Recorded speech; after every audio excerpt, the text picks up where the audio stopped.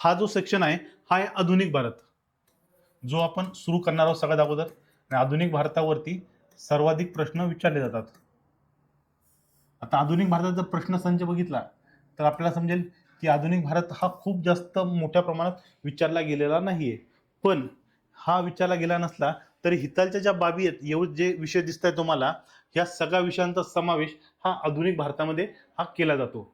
मग एवढा मोठा विषय तुम्हाला फक्त एका दोन शब्दात सांगितलेला आहे, आधुनिक भारताचा इतिहास, विषय संपला. पण तो करायचा कसा, त्यातले घटक कोणते असणारे, ह्या सगळ्या गोष्टींना आपल्याला इथं टप्प्याटप्प्याने कव्हर करायचंय. त्या विषयांना आपल्याला इथं समाविष्ट करायचंय आणि त्या विषयानुसार पुढे कंटिन्यू चालायचंय.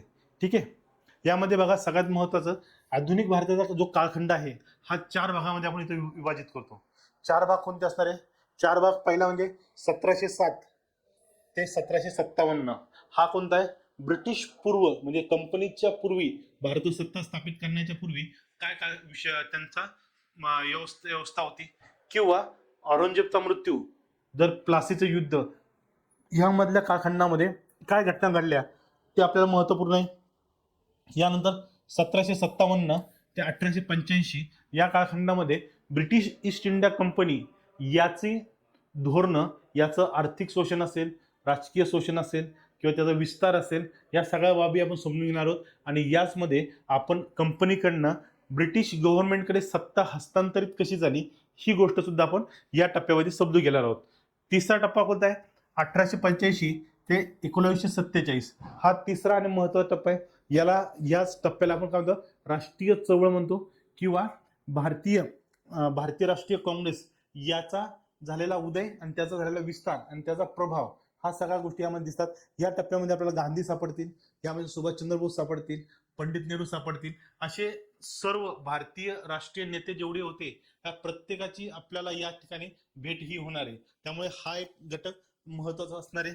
यानंतर चौथा महत्वाचा घटक आहे आफ्टर इंडिपेंडन्स, म्हणजे स्वातंत्र्योत्तर भारत हा कसा होता, हे आपल्याला काही मुद्दे, काही गोष्टी समजून घ्यायच्यात. यामध्ये भले मोठे मी तुम्हाला यादी सांगितली आहे, इकडे यादी आहे, इकडे यादी आहे, इकडे यादी आहे, ही यादी आहे, हे सगळे काय यादी दिली तुम्हाला की एवढे घटक आपल्याला कव्हर करायचे.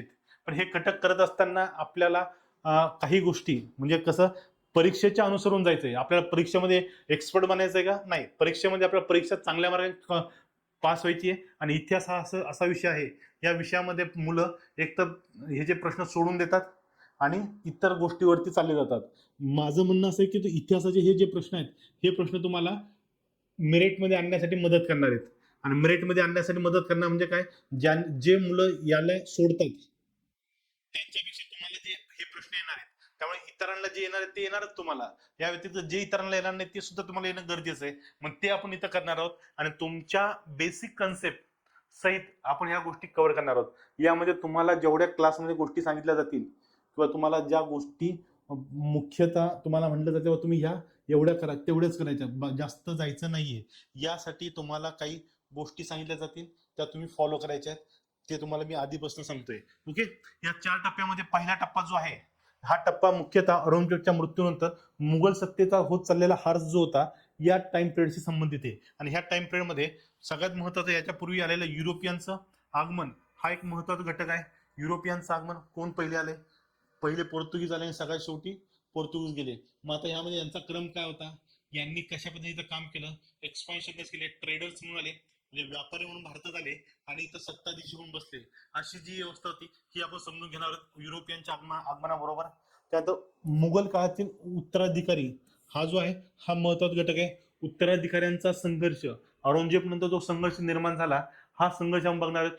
कोण कोण उत्तराधिकारी आले होते, त्यांच्याकडे कोणकोणते प्रशासक होते, ज्यांनी नंतर ही सत्ता आपल्या हातात घेऊन त्यांनी काय किंग मेकर म्हणून स्वतःला स्थापन करायला सुरुवात केली. यानंतर स्थानिक राज्यामध्ये कोण असणार आहे? मराठे पेशवे असणार आहेत. त्यानंतर म्हैसूर असेल, सिख असेल, अवध असेल, हैदराबाद असेल, या राज्यांचा समावेश या ठिकाणी असणार आहे. त्यानंतर परकीय सत्तामध्ये नादिरशाह असेल, अब्दाली असेल, यांनी केलेले आक्रमण काय होती, त्यांचा आक्रमणाचा उद्देश काय होता, आणि हे आक्रमण का बरं पुढे त्यांनी या आक्रमणातून त्यांना काय प्राप्त झालं, ह्या गोष्टी आपण या लेक्चर्स मध्ये कव्हर करणार आहोत. यानंतर दुसरा लेक्चर असणार आहे, दुसरा पार्ट आहे तो म्हणजे 1757 ते 1885. आता हा जवळपास 125 वर्षाचा कालखंड आहे. आणि या 125 वर्षापैकी सुमारे 100 वर्ष ब्रिटिश ईस्ट इंडिया कंपनी जी होती तिने भारतावर राज्य केलं. आणि ब्रिटिश ईस्ट इंडिया कंपनी कोण होती? भारतात राज्य करणारी ही खाजगी कंपनी होती. त्यामुळे खाजगी उद्योग जे असतात त्यांचा एक उद्योग असतो काय? जास्तीत जास्त नफा कमवणे.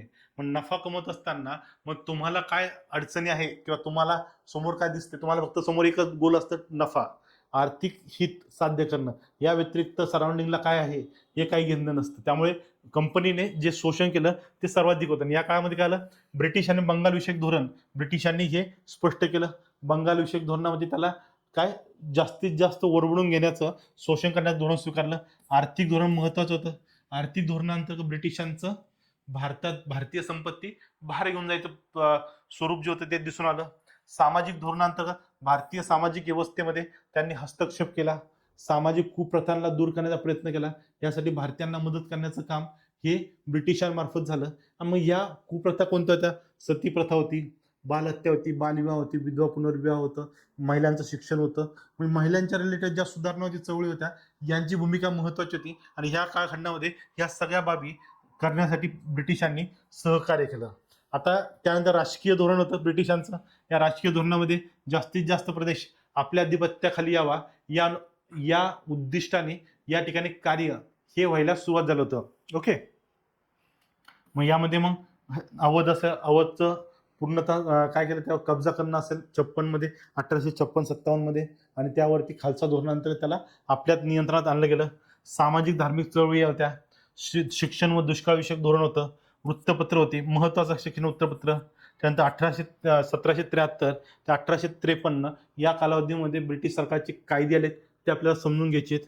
त्यानंतर 1857चा उठाव आणि सामाजिक प्रश्न जे आहेत यावरती आपण विशेषतः लक्ष देणार आहोत. यानंतर तिसरा भाग येतो. या तिसऱ्या भागामध्ये आपल्याला काँग्रेसची स्थापना, भारतीय राष्ट्रीय काँग्रेसची स्थापना, या अंतर्गत निर्माण केलेले कायदे बघणार आहोत आपण. स्वदेशी चळवळ बघणार आहोत. सुरतची भूट बघणार आहोत. गांधी नेहरूचा जो कालखंड होता तो बघणार आहोत. असहकार चळवळ बघणार आहोत. स्वराज्य पार्टी असेल, सविनय कायदेभंग असेल, गोलमेज परिषद, 1935चा भारत सरकार अधिनियम असेल, काँग्रेस सरकार जी स्थापित झाली 37च्या निवडणुकांनंतर त्या 8 ते 9 प्रोव्हिन्स मधल्या काँग्रेस सरकारने केलेलं काम असेल.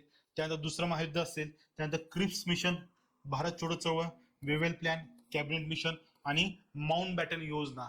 या सगळ्या योजनांना घेऊन आपण काय करणार आहोत? आपला घटक जो आहे तो या ठिकाणी कव्हर करणार आहोत. हा एक सगळ्यात महत्वाचा असेल. त्यानंतर दुसरा, चौथा सगळ्यात शेवटचा आहे तो म्हणजे 1947 ते 1999 पर्यंतचा जो कालखंड आहे.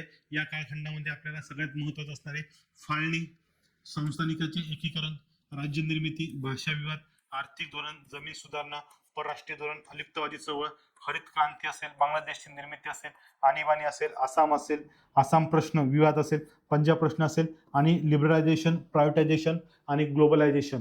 या LPG धोरणाचा भारताने केलेला स्वीकार, या सगळ्या गोष्टींना आपण आपल्या येणाऱ्या कालावधीमध्ये कव्हर करणार आहोत. त्यामुळे आपल्याला इतिहास हा विषय थोडासा नॉमिनली थोडा जास्त वाचावा लागू शकतो. पण इतिहासाचं सगळ्यात महत्त्वाची गोष्ट काय? एकदा तुम्ही याच्या नोट्स बनवून ठेवल्यात किंवा एकदा याला वाचून ठेवलं तर नंतर तुम्हाला इतिहासात कधीच अडचण देत नाही. आणि इतिहासामध्ये सुमारे आपल्याला जे प्रश्न विचारले जातात एक 5 ते 10च्या मध्ये प्रश्न हे विचारले जातात. कधी 5 असतील, कधी 4 असतील, कधी 6 असतील, कधी 7 असतील, पण एवढे प्रश्न विचारले जातात. आणि हे काय आलं? भारताचा इतिहासच्या संदर्भात आहे. यासोबत आपल्याला जो सगळ्यात महत्वाचा टॉपिक जो आपल्याला आहे तो म्हणजे समाज सुधारक. समाज सुधारक यावरती आपल्याला विशेष लक्ष द्यायचं आहे. कारण की यातनं आपल्याला मुख्यत्वे प्रश्न हे विचारले जातील. आणि हे प्रश्न सगळे फॅक्च्युअल असतात. त्यामुळे ह्या फॅक्च्युअल प्रश्नाला कव्हर करत असताना आपल्याला काय शांत डोक्याने आणि एका ठिकाणी सगळं मटेरियल जिथं उपलब्ध आहे त्या ठिकाणून आपण ह्या सगळ्या गोष्टी कव्हर अप करायच्या आहेत. उगीच विनाकारण 10 ठिकाणाहून गोष्टी जमा करायच्या आणि 10 ठिकाणून जमा करून त्या गोष्टी 10 वेळेस वाचायच्या, तसं करायचं नाही. आपल्याकडे मिनिमम मटेरियल असावं आणि मॅक्सिमम त्याच्यावरती जास्तीत जास्त रिव्हिजन असावं. त्यामुळे तुम्ही चिंता करू नका. त्यामुळे तुम्हाला या परीक्षे संदर्भामध्ये कसली अडचण असली, कसलाही नियोजनाचा विषय असेल तर आपण संपर्क साधणार आहोत. संपर्क साधल्यानंतर तुम्हाला या संदर्भामध्ये डिटेल स्वरूपामध्ये माहितीही उपलब्ध होईल. आपले डाऊट सेशन्स हे ठरल्याप्रमाणे आठवड्यातून एक दिवस होणार आहे. त्याच्या संदर्भात वेळापत्रक जे असेल ते तुम्हाला उपलब्ध करून दिलं जाईल. त्यानुसार फक्त डाऊट सेशनच्या एक दिवस अगोदर तुमचे डाऊट्स आम्हाला आलेत तर तुमचे उत्तर देणं आम्हाला सहज आणि जास्त वेगाने दिले जातील.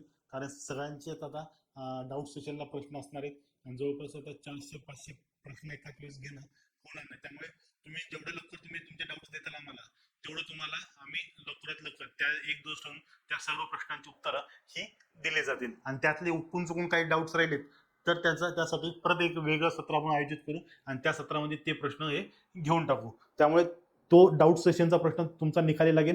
सोबतच तुमचा मेंटोरिंगचा जो विषय आहे, अभ्यासाची सुरुवात कशी करायची, अभ्यास करावा का, कोणता करावा, किती वेळ करावा, या संदर्भामध्ये आपले इत्थंभूत व्हिडिओ हे तुमच्यासमोर येतील. सोबत आम्ही सुद्धा तुम्हाला मेंटोरिंगसाठी अभ्यासाची सुरुवात या प्रत्येक परीक्षेनुसार तुम्हाला टार्गेट हे आम्ही देऊ. त्यामुळे येणाऱ्या कालावधीत आमचा तुम्हाला संपर्क होईल. त्यानुसार मेंटोरिंगच्या संदर्भामध्ये तुम्हाला बोललं जाईल. ठीक आहे. आधुनिक भारतात आजचा हा फक्त आपण इंट्रोडक्टरी लेक्चर घेतलंय.